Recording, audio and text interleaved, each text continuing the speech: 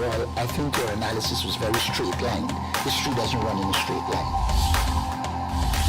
Kid, you cannot tell your neighbor he is stealing ducks when you are stealing frogs. As High Commissioner, I was wrong. As Charandas Prasad, I reacted naturally how any person would have. I did not come here for that kind of abuse. I did not come here for that kind of abuse. If you're going to go along that road, I'll walk off. But it's all okay once they're talking. If they were talking, I could not have been here today. You got ADHD. I got nothing. Calm down. I think I've done enough in terms of taking our team out of trouble from losing. Come on, Lou Taylor. That's good. I'm reading the script now, and the first person that comes to my mind to play a detective, Yes, but the an Chinese erratic Mikhail detective, is Mikhail Rodriguez. Why an African slap an Indian? Why a man and slap a woman? Look, how you deal with that? You deal with that. We must encourage platforms like this because it brings together different people and allows for discussions to take place in our country on a multiplicity of fundamental issues. Gildarie, you apologizing for something you think I did is wrong. I don't want you to do that, and you should not have done that.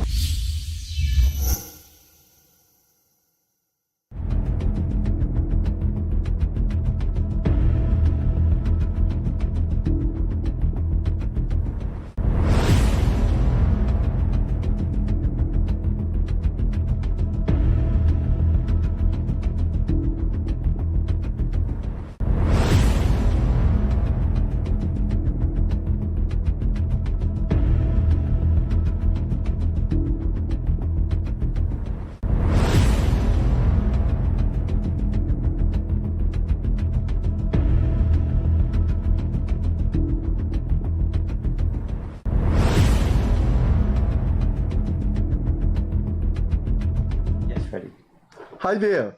Welcome to the Freddie Kissoon Show, co-host with Leonard Gildarie and Akash Prasad. Our guest is Minister of the Government who informed us that he's hard pressed for time, so we wouldn't waste much time. Wherever you are, good night, good evening, good morning. This is Black History Month. February is Black History Month, and we thought it would be appropriate to ask a long-standing African Guyanese politician to talk about the world of African Guyanese. This great race came here as slaves, and their descendants, they have worked to make something out of Guyana. That is not to say other ethnic groups have not made something out of Guyana. That is a contention in sociological theory in Guyana, and we hope our guests would ruminate on those kinds of controversies. For those of you who are looking, you may want to make an objection on your Facebook page with why on Black History Month we have a minister of the government. Well, it is not easy to get opposition parliamentarians and opposition leaders. If you talk to them, they make promises, and months after, you don't hear back from them. My cell phone is 614-5927. Akash Prasad's cell phone is 652-1314. Call us, and from the PPP, from opposition parties, from civil society, call us and tell us that you want to have your views. If you disagree with what Minister Joseph Hamilton is saying tonight about the world of African Guyanese and his comments on their leadership, call us and say you want to respond. Without further ado, we have completed 21 months of the Freddie Kissoon Gildarie Show, and we'd like to thank you, but most of all, we'd like to thank our guest. This particular guest has never refused us, and this, I think, may be his 4th or 5th appearance.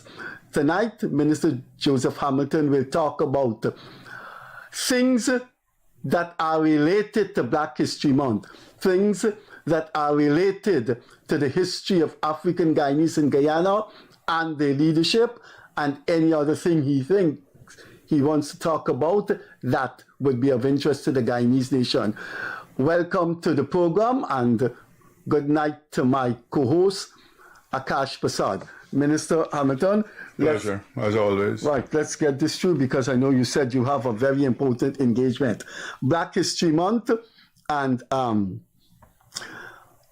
Guyana, where are Black people going? Is there a future for them? Do you think your government, of which you're a senior member, have done sufficient for African Guyanese, and you satisfy as an African Guyanese that African Guyanese have a future? Okay, look, the thing is, I would start from what is history. What we know is history. What we know about the circumstances that people of African descent, they had to endure, not just in Guyana, but around the world. And then I would move to after slavery was abolished. Our parents, many of them were not qualified and they were not educated, and some people say intellectually sound and cultured like us, but they understood a couple of things. And they set out a process to acquire things, to own things, to struggle to own things. And we can go back to purchasing villages, old plantations of the slave master, and the old structure of administration, village movement, development.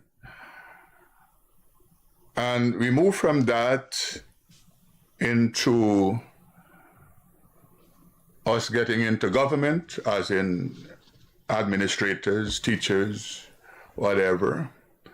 And for me, a young man who grew up in Bedford Acting Triumph among cane cutters and fishermen, what I know was drilled into us that what would take you out of poverty was education.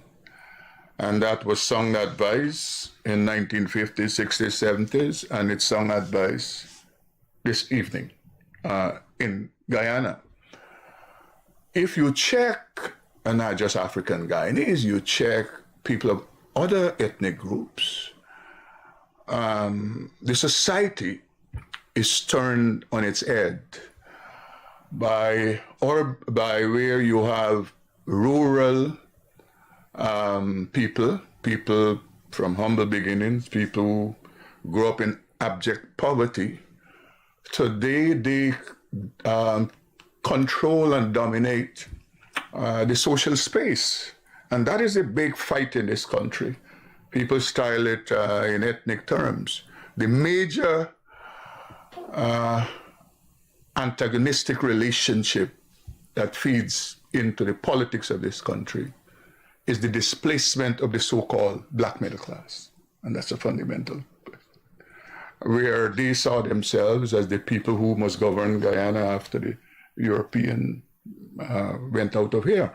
For us, who are country people, we're not cultured enough. We should not be allowed to govern. And even up to this day, there is still that view that resides among those who ascribe to themselves the guardians of us. And the last time I was on this program, you recall I was making this point with one Vincent Alexander, that we have not authorized these people to speak on our behalf, and that's a point to make. So when all of these guys who present themselves as black leaders, they speak, I suspect they're speaking for themselves. But what they attempt to do is to speak for us who have not authorized them to speak. I can speak for myself. I don't need no so-called, in inverted comma, black leader to speak for me. I am clear on what our history is, what our past was, what our present is, and what we must do to ensure that the future we participate in the development of this country. And so we come now to the present. We cannot anymore continue to deny ourselves taking responsibility for ourselves by always referring to the historical question. All of us are clear what the historical question is, how black people came to this country. But a lot of black leaders, they use that as a fence to protect themselves from what they properly should be doing. And I would say this to young people who are listening to me, to parents who are listening to me, people of African origin. Development starts firstly with taking responsibility for yourself and your actions and for your children. That's where it starts. People argue the case that government, they think, got a greater responsibility. Government has a responsibility. Some people argue they think the teachers got the greater responsibility. What happened to you, the parent? You brought these children into this world. So you must have a greater responsibility. And in a lot of the conversations dealing with the development and of people of African descent in this country, many leaders, they seek to not advise our people to take responsibility. And that once you continue to shy away from taking responsibility, the program for elevation and development, you will not succeed. Whilst I say all of that, there are tens of thousands of families of African origin and their children who have taken responsibility. And that's the reason why, and you spend time at the university, and I'm sure you were exposed to young black men and women, some of them you still have relationship with, who came from humble beginnings. And you know, sometimes they walked to the university. They stayed there with the courses, even though it was tiresome, it was laborious, the parents didn't have the type of money. They showed up at classes. Yeah, countless of them. Right. I'm sure you would have experienced, because they would have related to you their story. They're just an ordinary country boy, ordinary country girl, somebody from the urban center in the most depressed area. But they saw themselves as succeeding by making this sacrifice, by going into a 4-year program and staying with it against all the things that were happening. Many of them, they did it without a father figure in their life. And that's another fundamental question that we have to face. I mean, we discussed in the African community the issue of hundreds of our women who were child mothers. They didn't just become child mothers, just like that. Where there's a child mother, there's a child father. And so the role of men in ensuring they pay attention to the development of their children, taking responsibility. And I am of the view that unless and until the conversation about our development and progress shy away from taking responsibility, we will not make the gains fast enough that we can make. So the government we have the Gold Scholarship. The most the government can do is to say to you, this is an investment of the state, this is an opportunity for you, but we cannot take you to the water. You have to go to the well. And so you have that responsibility to do that. Businesses, one of the things we have to teach young people, black people who get involved with, and you know, in psychology, they have this thing about delayed gratification. If you don't understand that, you fail as a business person. And a lot of people, they fail because they want this response from the investment of their time and their money immediately. It don't happen that way. You nurture a business, you have to be patient, you have to be committed. And sometimes people talk about a businessman owns this and owns that and he got money.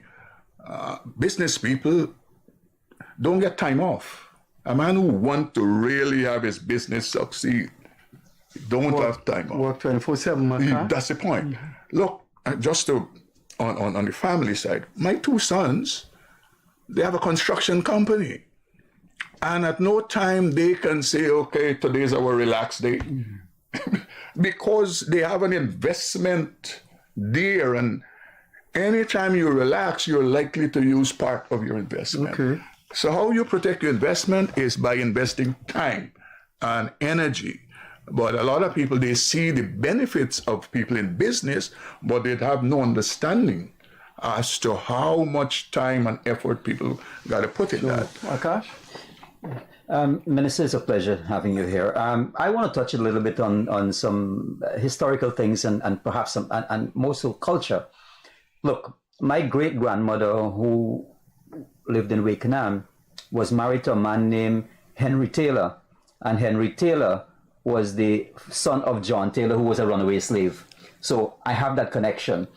But what I found intriguing over the years is the African culture, the drumming and the dance and the language and all of that. And that language that we have developed our own thing with the Dutch Creole in Guyana, which seemed to have been lost. I don't know if there is anybody in Guyana that speaks Dutch Creole anymore. What are the African leaders in this country doing to preserve the culture that came down from that we should be using as an honor to men like Kofi and Akura and all of these people? Now the thing is, look, it's one thing to preserve culture, but we have to move to this place where we monetize culture. And I think that is what is lacking. Mm-hmm. When you train a young man to be a good drummer, you must cause him to understand that this skill set can have you make money. Mm-hmm. Whether a singer, a Creole singer, whether dancers. And I think the failure, if you look at, you would see several organizations, all they do is preserve culture. But you have to monetize culture, and we can use the Jamaicans to make the point. They have taken the culture of the African Creole and they have monetized it. It's an international thing where now it is so monetized that you have films being made by Europeans and they cannot do without having the Jamaican flag or Bob Marley song behind you, and so that is monetizing the culture. And that is what the groups, they have to teach African people who are in culture and who are developing, continue to preserve and develop the culture, how you monetize the culture. If you go just across in Suriname, the Maroons who still live as indigenous people they have been able to monetize their culture in Suriname.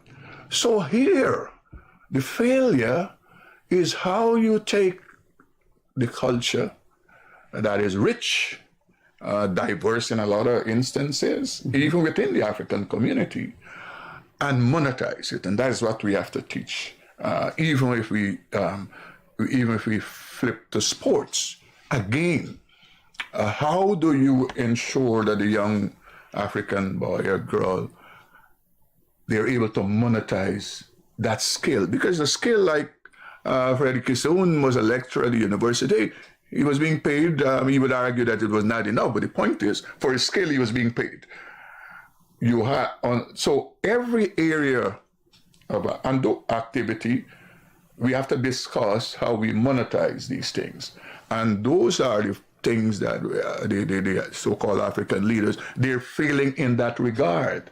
How they train people and nurture people to do that. Businesses, you cannot, because from time to time, I would hear the people who run the apology or whatever talk about training people in these areas of business and business development. But the point is, I ask the question, what show have you caused any one of these people to put on the road?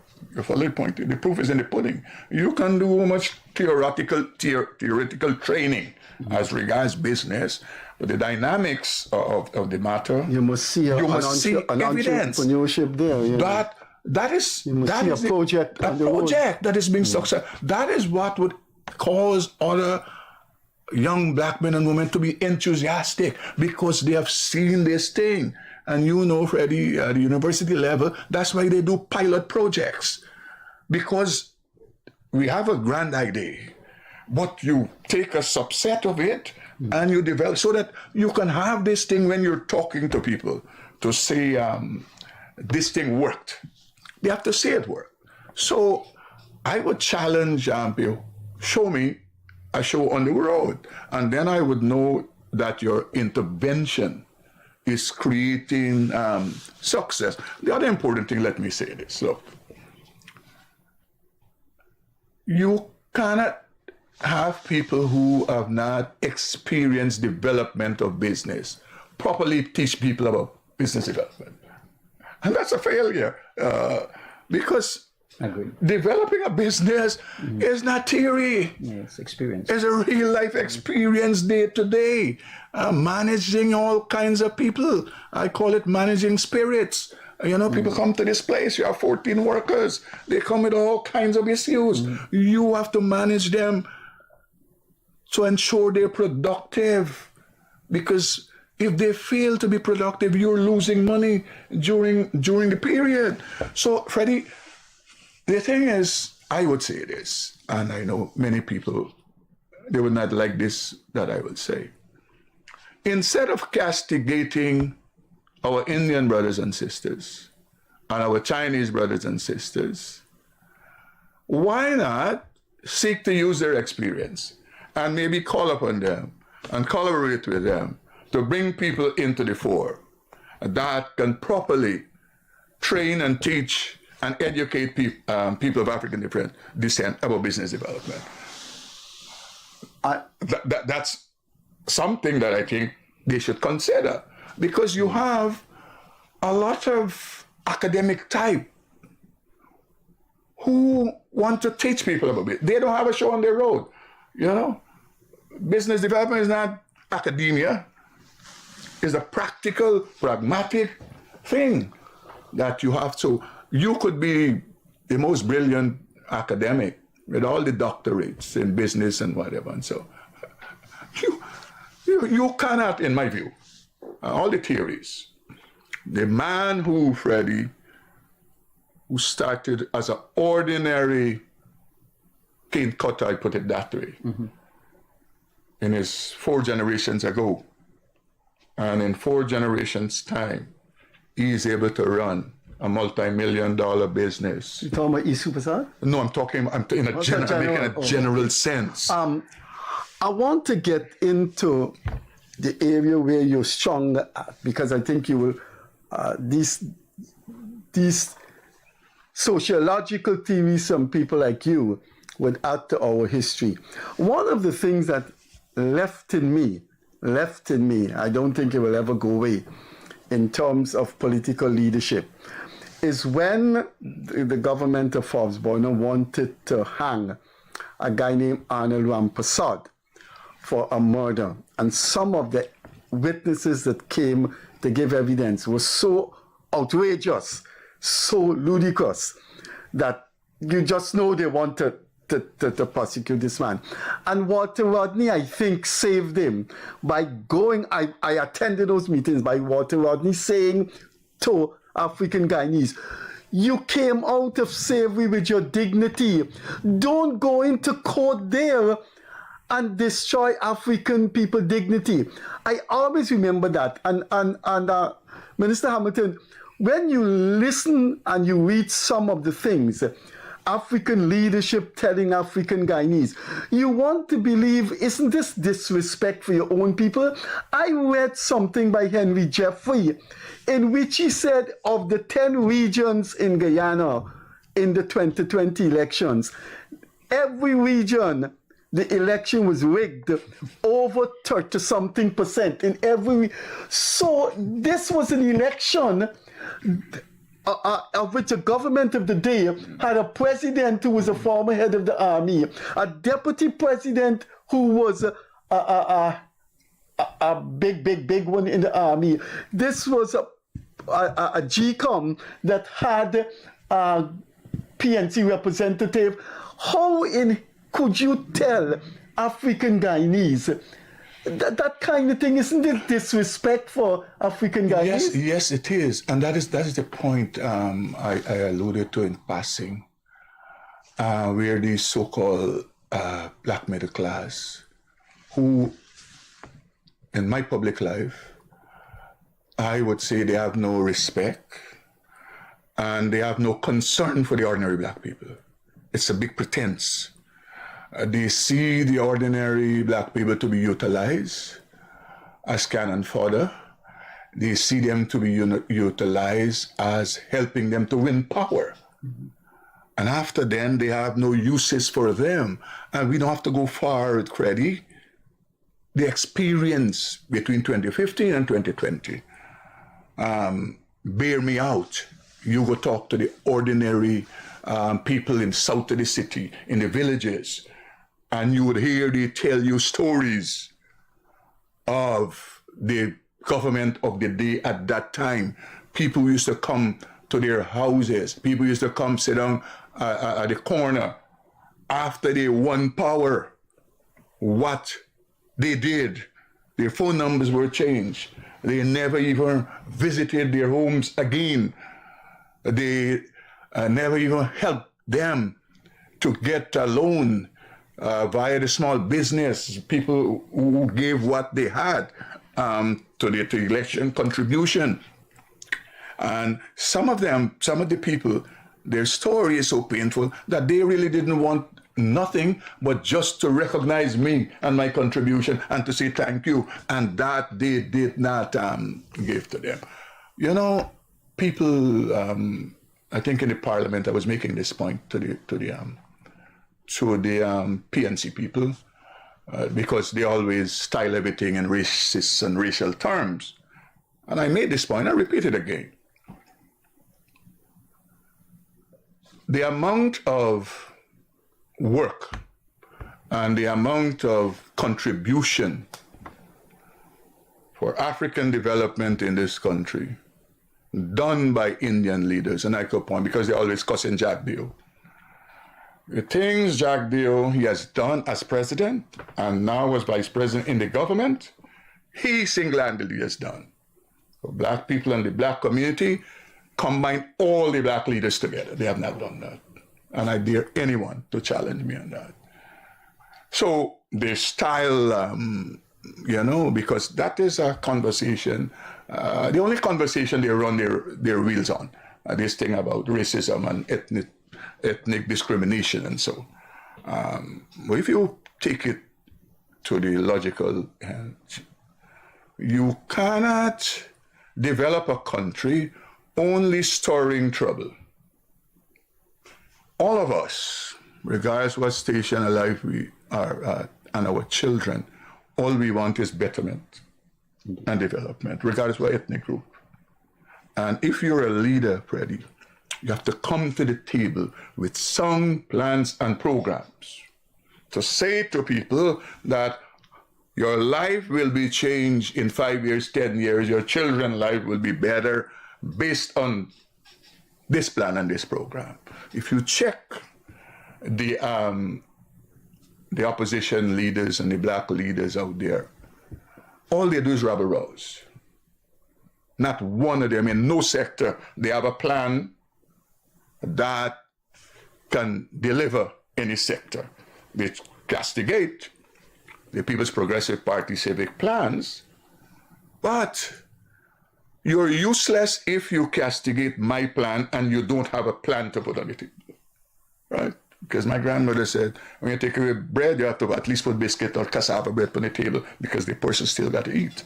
So you check during the budget presentation, everything is wrong with the budget. But they cannot tell you what they can make right. Mm-hmm. It's like people in their stupidity and ignorance is like that represent constituent would say things like this. People can't eat road. I mean, with 2024, you would think you heard people say that. The great America is what it is because they understood early o'clock. That public transportation and railway lines, that was important to development, where people can move from one place to the next.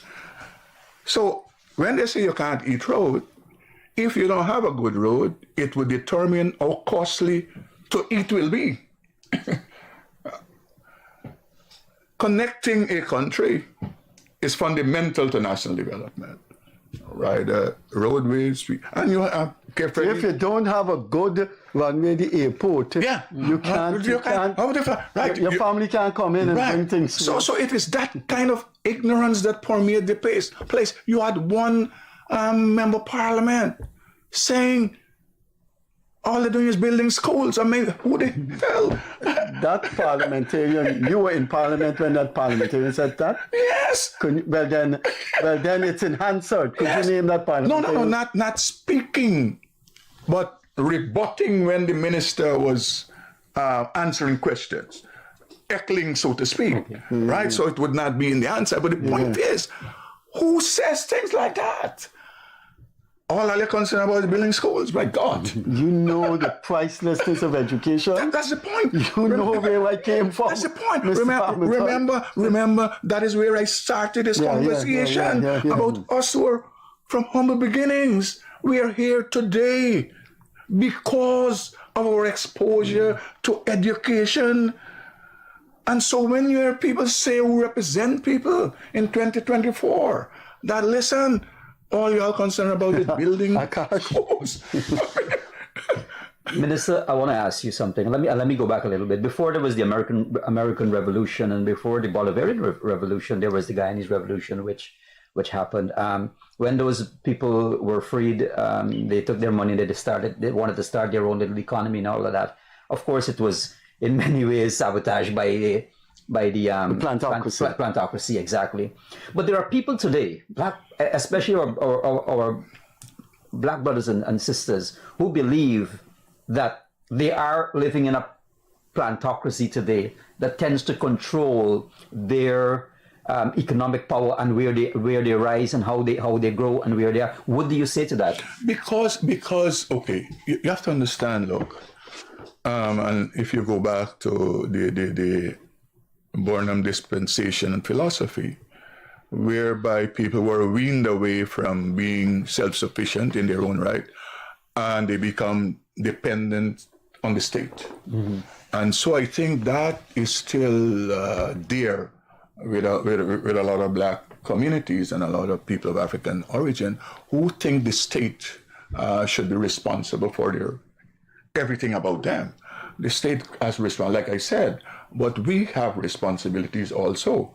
And so when you see people say, okay, what are they doing? They as in the government, and they're not first putting themselves in the play, what are you doing?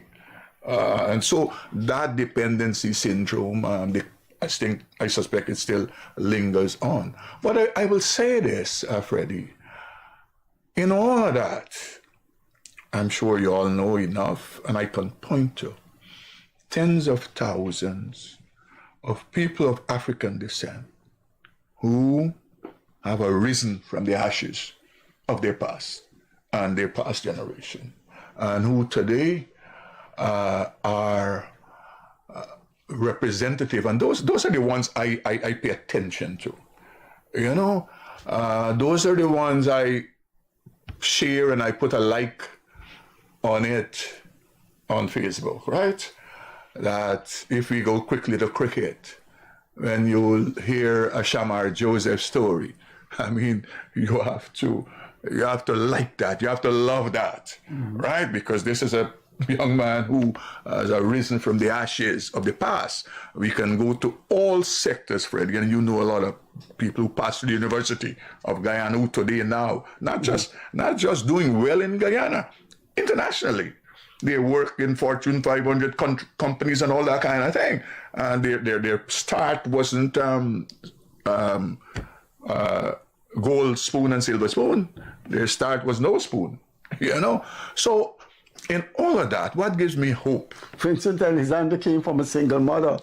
Look what he said. Yeah, what gives me hope is this, look, is that whilst we point to the negatives of the so-called black leadership and what they spew, we can point to tens of thousands of positives in the black community, that people have moved from this place to the place they're at. And that creates, I'm telling you, its own jealousy within the black community. Because remember we're the uncultured rural people. Remember, the urban people were to dominate the show, and so that's one of the major issues. If people who are watching this show would say, "Come on, you have the Minister of Labor on the program," and they're always going to go without you asking this man about a strike that is on. So there's a strike, there's a teacher strike that is on. Okay, let me phrase this by saying this point. Some people want to suggest that the teachers' strike is somehow different to any other strike.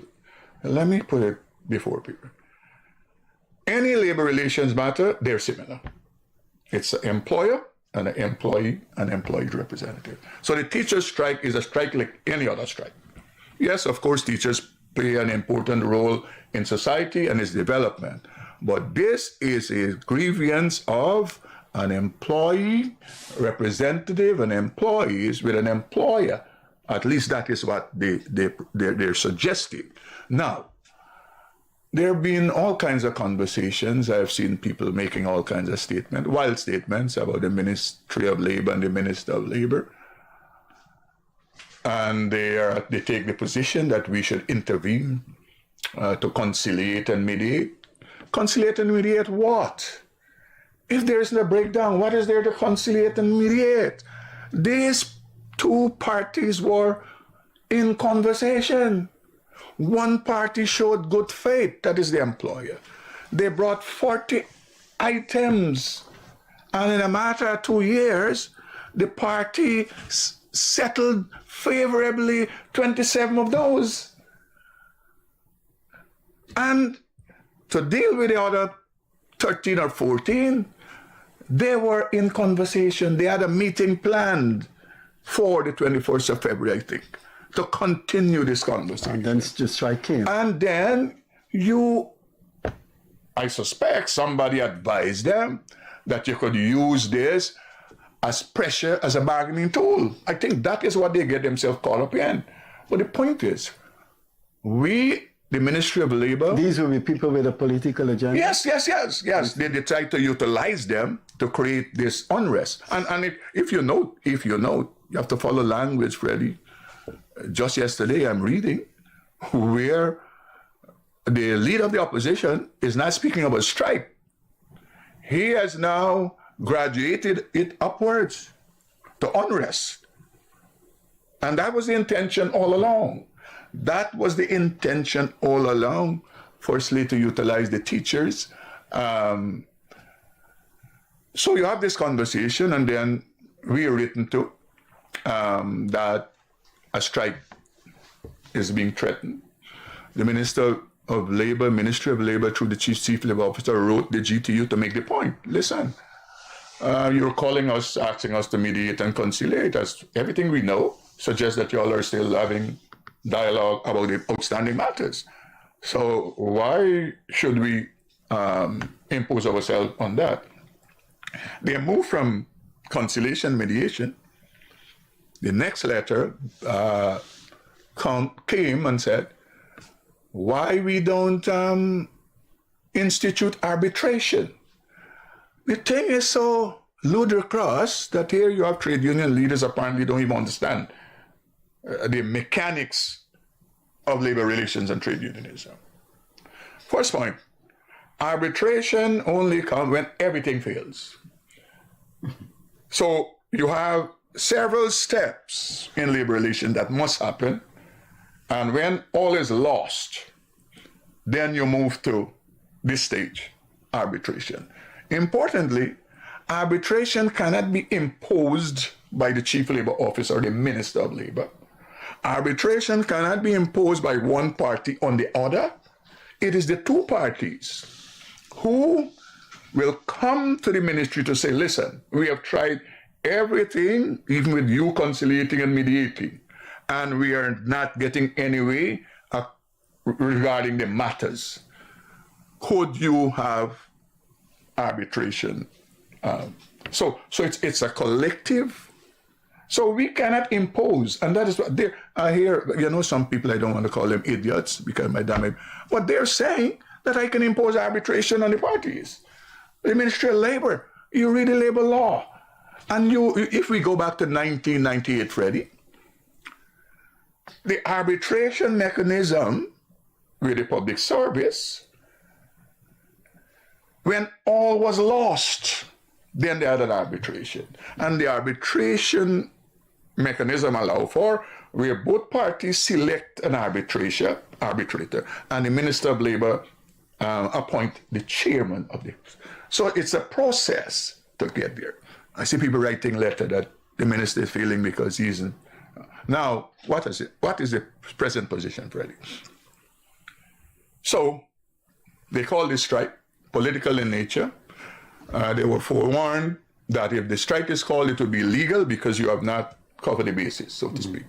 Teachers were forewarned that if you go out on strike, abandon your post, your employer, they have no obligation to pay you for the days that you have abandoned your post.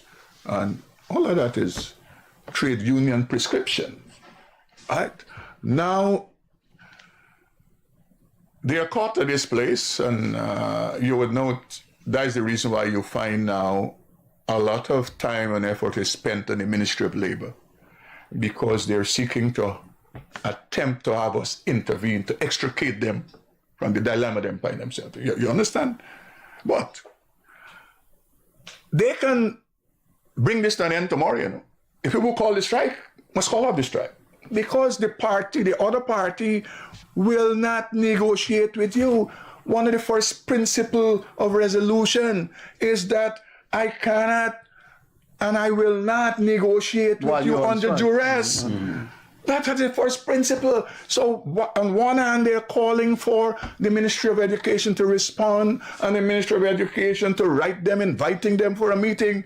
And you're not saying, I will call off the strike. No employer would sit down with an employee organization to negotiate whilst they have people chanting outside there. That cannot be a fair process. And therefore, they could bring this to an end tomorrow. Today, they call the strike, call up the strike. Ask for the re-engagement. And let us move on. Because I don't know, they are benefiting, that is the GTU, from the strike they have called. And they will not be able to benefit screaming outside there in Brigham.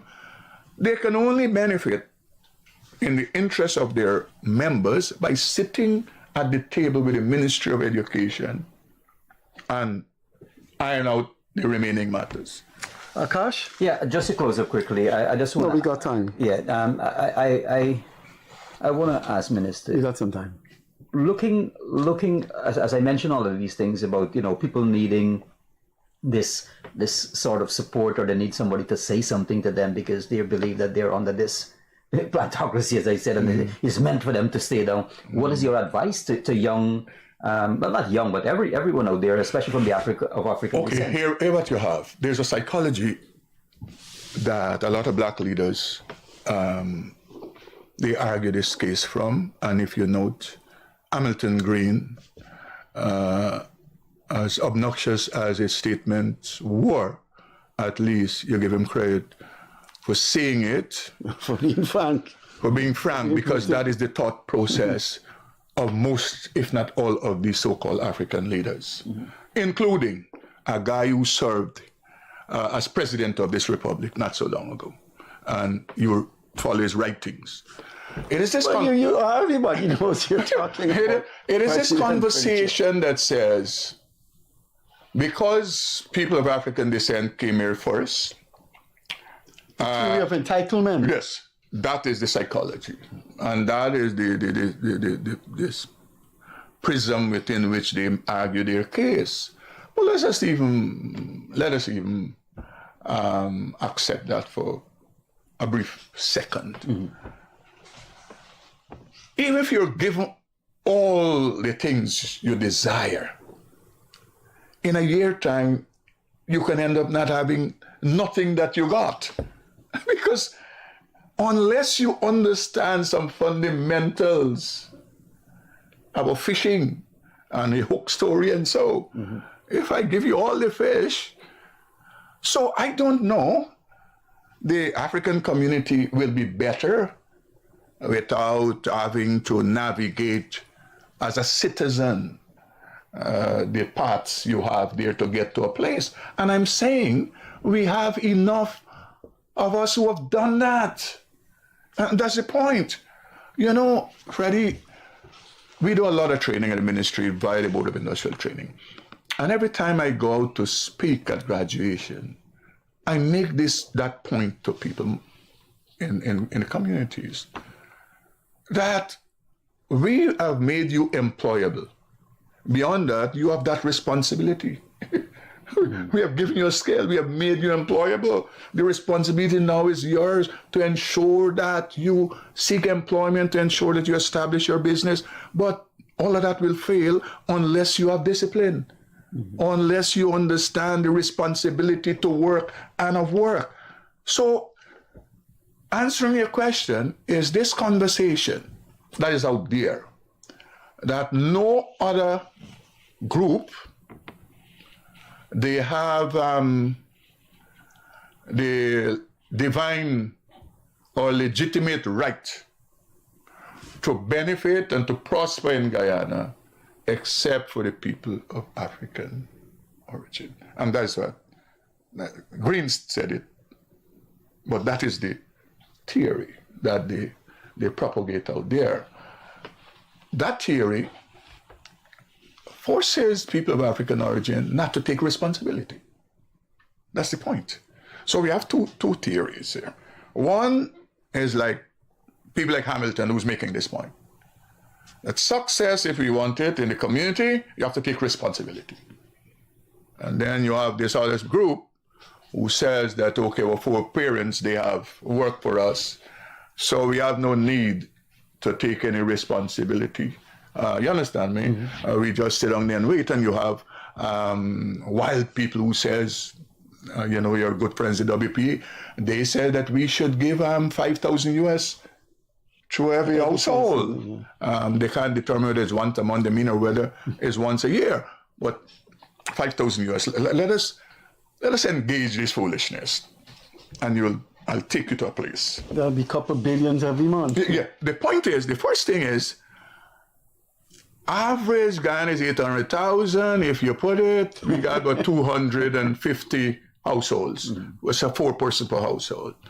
When you do the calculation, the amount of oil we will sell and the proceeds received from it, it falls below the money to be given out to 250,000 households. So we have to go borrow maybe somewhere for the rest of money to give out, Freddie. That is the stupidity. You cannot deceive people like that. But it sounds good. The ordinary man, it sounds good. Unbelievable. Unbelievable. Okay, they got this money. And Clive Thomas named it the Buxton proposal. Deliberately choose the name Buxton. Freddie, let me say this. For the people who are listening, who think that makes sense, I want to put this before you. Let us, in any community, this money is coming, it will come to families. And you ask yourself the question, would your children get up and get to go and educate themselves?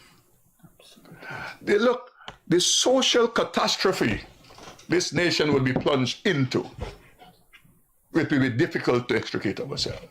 Where you have a generation now we will bring up, Freddie. But they just get $5,000 every month. Who? That's $1 million every month. Yes, the issue of struggle, the issue of sacrifice, the issue of working, it becomes a non-conversation. And I give you a brief. Psychology of dependence. Yes. And so, look, the rich countries in the Middle East, they have tried it. And today, I am telling you, they rue that decision. Yes. Because you have countries now where the only people who work in those countries are expatriates that they have to bring to work into the country, Freddie. Not the people. Some of them are highly qualified because the state allows for a free education, whichever university you want to go to. But it's not incumbent upon you to come back and serve the state when you qualify, and therefore you find the guys are caught up in buying the best Lamborghini and Ferrari, yes, and follow the trend out, right? So we already have negative social dynamics that we have to grapple with. Think about it, Freddie, that this money is coming to families, whether once a month or once a year. They don't have to work for it. They don't have to struggle for it. They don't have to sacrifice for it. They just wait on it. You know, some communities, we're living with the effects of this. Some people will agree with me. Where mothers and fathers left in the 90s, 80s, late 70s, and they went to the United States. And they left their children to be managed by a grandparent. And all they did was send the barrels regularly. And the child is just sitting there waiting for the sponsorship papers. A lot of the social issues we have, that's played a role in it. Right, so they don't have to go to school. I'm waiting on my papers. My mother would send the Jordan boots that cost $300 US. Air Jordan. Yes, and the name Brandon. So think about that.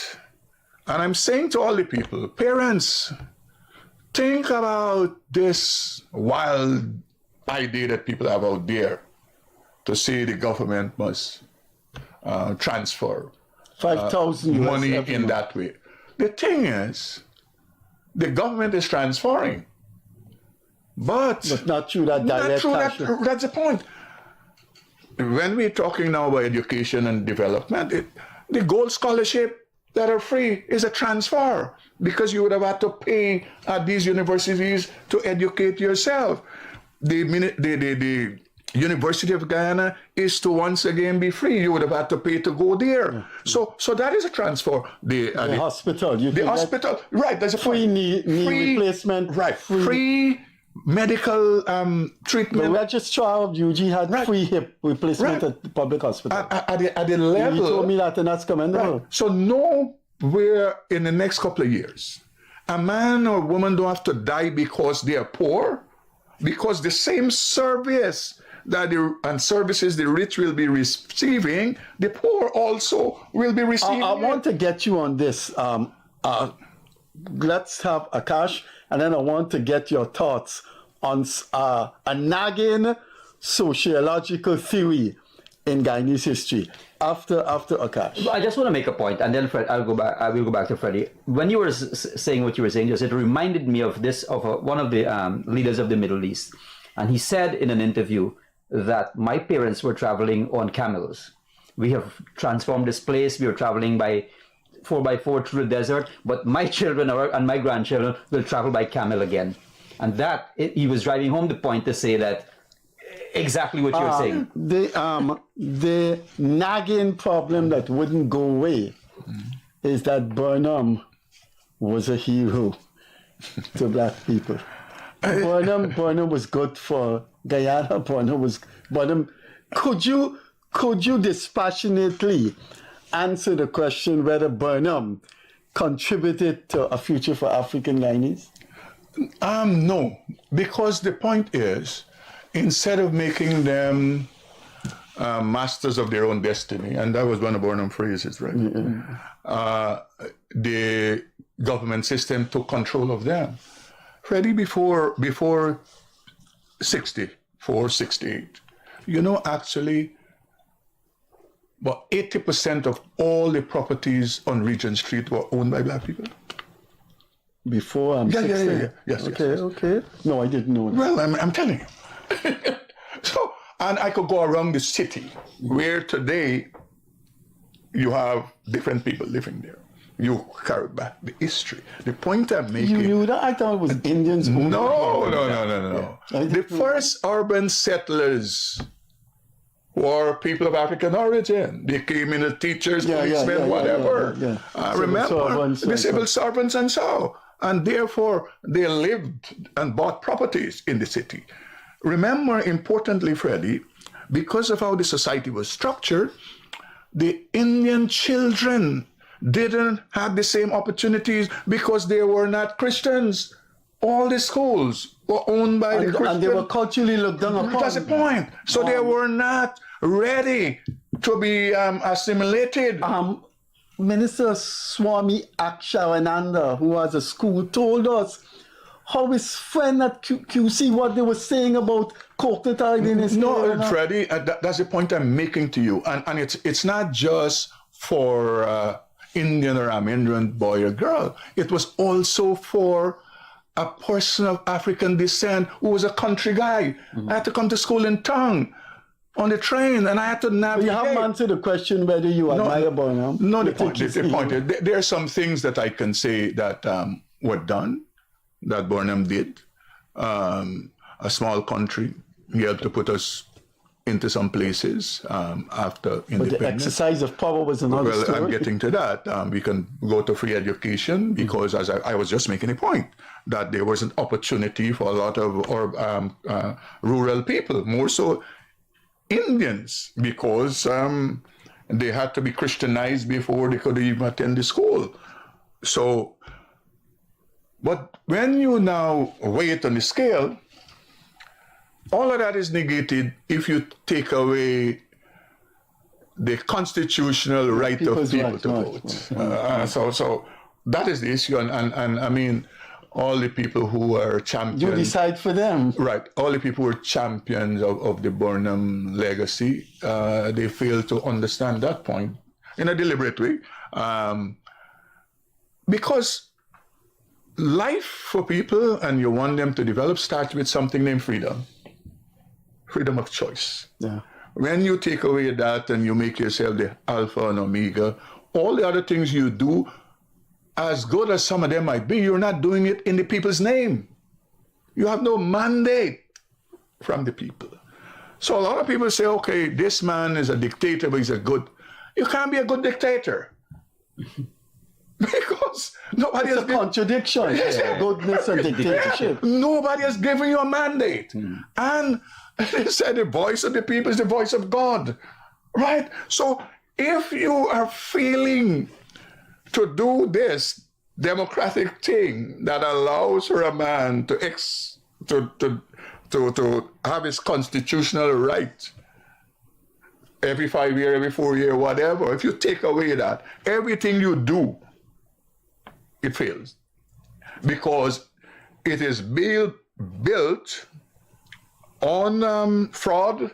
It is being built on not the people deciding, you're deciding for them. You even decide for them where they put their X against what symbol. You follow the point I'm making? And you know, me and you, we're old enough, I don't know, it's the young man, that the voter turnout and so that used to, I mean, they used to have us up on the radio then, and then on TV, and when you hear the numbers, you want to know. It's like I grew up in 73, I think Bonham got 80% of the votes, which means Indians had to vote en masse for him. I grew up, as I said, in Triumph Village. Triumph Village is a predominant Indian village. And when I hear the numbers as a little boy, I hear the numbers coming out of that village. It's like your head is spinning. So the point I'm making is this: look, the conversation is that once you take away people's right to vote, everything you do, as good as they might be, they're not good, cannot be good, because it is coming from a poison chalice, as they say. Time is going. Can the PNC survive 2025? Look, do you think they are going to lose substantial? I would say this. I would say this. I have said to some young PNC MPs that are in the parliament, I said, when you move from Burnham, as however people style him, and Hoyt, and you end up with Norton, I don't have to tell you that that's a slide to the bottom. You follow my mind? I'm talking about from capacity. The ethereal to the sublime, from the sublime to the absurd. Right. So it is that kind of thing. And I'm in the National Assembly since 1998, which will be 26 years. God, you're going to collect a large pension there. But the point is, ministers get pension too? As a member of parliament. As a member. So ministers don't you get pension as a member of parliament. Right. A minister, when you have to be a member of parliament before you become a minister. Okay. So but you don't get a separate ministerial pension. No. You get pension as a member of parliament, serving in the National Assembly, right? At whatever capacity. So you have that, these guys in the parliament. I've been there, as I said, nearly 26 years. And it is the worst lot of people ever. I'm telling you. In terms of intellectual delivery, in terms of everything. And people like me, I can speak. I'm one of those politicians who are above the rest in a sense, because I know this politics from both sides of the aisle. So I have served as a PNC MP, I've served as PPP MP in the National Assembly. So I can make an assessment on MPs on both sides. I am telling you, the worst lot of member of parliaments ever, starting with Burnham since 1964 or whichever, when the PNC got into government, the worst lot. Ignorance, crassness, stupidity, some of the wildest, weirdest thing, and no contribution to national development, no intellectual grasp of things, no capacity to analyze anything. They just come and they say any and all things. And people look at that and they shudder. So that is what you have. You can say what you want about the PPP. And I normally say this to them. The PPP has already established its fourth generation politicians that are people with substance and capacity. You understand me? So when you look, the PNC on the other hand, there was a time under Hoyt and so where a lot of people with capacity gravitated, but they didn't stay around because the place was filled with so much whatever, they couldn't deal with it, so they left. But when you look at the PPP, you would see that, and importantly, Freddie, you would know where the PPP started. But the PPP is the opposite, in a positive way, of the PNC. We gotta go. Tell me something. You still haven't answered the question. Which one of them? Is there going to be a devastation in the PNC in the 2025 election? The thing is, you know, politics. Can Norton survive in August? No, do you think he will be toppled by? I don't think so. The leader always have the machinery to do chicanery, and that has been borne out. In the media, you get confidential information because people trust you. I've been told at the election, if there's Gildarie, one particular person told me he wouldn't contest. Well, the point is, look, the PNC business, I suspect, is the PNC business.